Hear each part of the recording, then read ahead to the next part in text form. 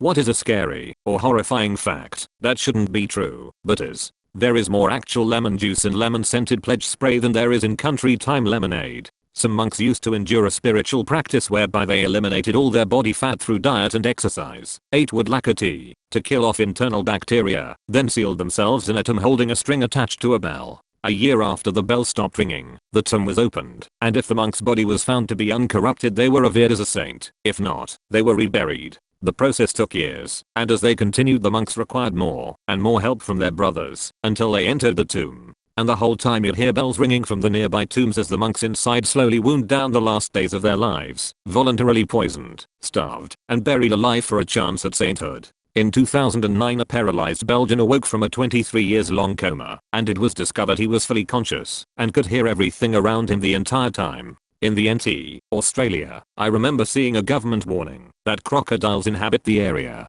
Among the few bullet points of advice on the sign, the last one read, "If they see you, it is already too late." An unbelievable number of people who die of dehydration do so with a fair amount of fresh water in their possession. Over 150 dead bodies of climbers are still on Mount Everest. There are more Panda Express locations in the world than actual panda bears. If a person gets bitten by an animal who has rabies, he will continue to live on a normal life for 12 weeks, and after the symptoms develop, there is no way he's making out alive. You'll know you're gonna die. In Mississippi and some parts of Florida, there is a bacteria in the water at the coast that will literally eat your flesh off of you. Florida is much safer than Mississippi though, at least in that aspect. There is a mosquito in Florida that, when it bites you, can make your brains well inside your skull and can possibly kill you. Within 3 days of death, the enzymes from your digestive system begin to digest your body. Every single year, there are thousands of people in the US alone who disappear. Most of them show up again, usually the next day, but sometimes a few days, a few weeks, or even a few months later.